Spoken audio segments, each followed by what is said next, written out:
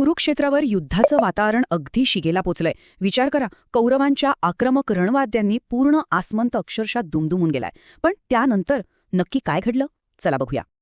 तो कौरवांचा गदारोळ एकदाचा थांबतो आणि मग दृश्य बघा किती भव्य आहे. पांढऱ्या शुभ्र घोड्यांच्या एका महाकाय रथावर प्रत्यक्ष भगवान श्रीकृष्ण आणि वीर अर्जुन सज्ज उभे आहेत.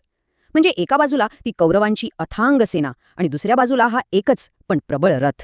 आणि इथेच ना भगवद्गीतेतील तो 14वा श्लोक अगदी अचूकपणे हा ऐतिहासिक क्षण उलगडतो. जेव्हा या दोन दिव्य विभूतींनी आपले शंख फुंकले तेव्हा ते रणांगण नुसतं दणाणून नाही गेलं, तर ती एका प्रचंड मोठ्या महाकाव्याची सुरुवात होती. आता एक गोष्ट लक्षात घ्या, हा शंखनाद म्हणजे केवळ काही नुसता आवाज नव्हता, अजिबात नाही. त्या नादात दडला होता एक अढळ असा आत्मविश्वास, धर्माची प्रचंड मोठी ताकद आणि हो, सत्यासाठी लढण्याची 100% तयारी. म्हणजे ह्यात कोणताही खोटा अहंकार नव्हता, तर एक अभेद्य निश्चय होता. ह्या सगळ्यावरून आपल्याला आजच्या आयुष्यात एक खूप मोठा धडा मिळतो. तो म्हणजे जेव्हा आपल्या बाजूने सत्य असतं ना, तेव्हा आपला आत्मविश्वास खरोखरच एका वेगळ्याच पातळीवर असतो. खोटा अहंकार कधीच टिकत नाही, पण सत्य तुम्हाला कोणत्याही मोठ्या संकटाला सामोरं जाण्याचं अफाट बळ नक्कीच देतं.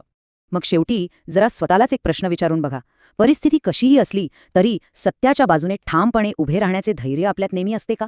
विचार नक्की करा. आणि हो, अशाच जीवन बदलून टाकणाऱ्या श्लोकांच्या अर्थांसाठी नेहमीच जोडलेले रहा.